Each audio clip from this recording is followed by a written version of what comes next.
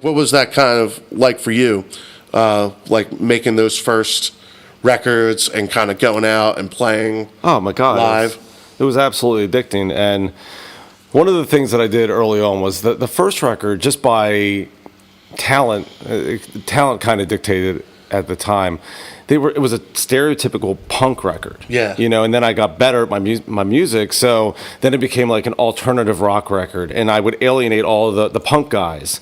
And then the next record was gothy because I was starting to get into kind of like a weird place, and then I alienated a lot of the alternative people, and then that just became the thing. But I started becoming addicted to the idea of this story that I was telling, this almost personification of my dreams. And so fast forward, like you were saying, now we're at like 24 albums or EPs. It's an outrageous catalog of music, and it's just like I've hit a point where I'm good. Like, I don't feel like I need to do anything or prove anything to myself or anyone else. So now I'm just kind of like, I don't know, just coloring up the landscape a little bit. Like, well, you've heard this, you see this, but check out this flower bed over here of songs. Yeah. So.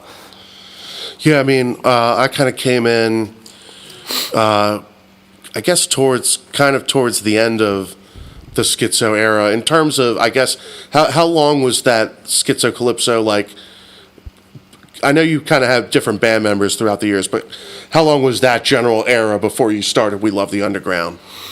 We Love the Underground started, actually, people don't realize this, it was in 2009. Okay. So right on the heels of burning down an empire, I started doing what I wanted to do more songs. And being in a band, you can't always convince people to want to spend the money to record and right. Continue chasing maybe whatever dream you have in your head. So it wasn't until 2013 that I met Eric, and then that became a band. So at that point, The Day the Devil Fooled the World and Mouthful of Graffiti, they were out there.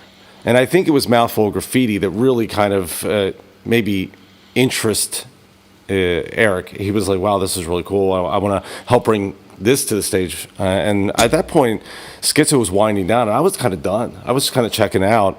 And then all of a sudden, fast forward another 4 years, and Underground really took the town by storm. So I didn't anticipate that, though. But yeah, Underground. Yeah, that was probably about the time that I was first checking you out, because I know I met 2012. Yeah, my friend Andrew at the time, I think, took me to see you guys, and that was, I want to say, like 2009, 2010, but that was before we met. Like, mm-hmm. I think I just seen you play, and I was like, dude, those guys, they got some energy, man. And I didn't know as much about your catalog at the time, but yeah, I mean.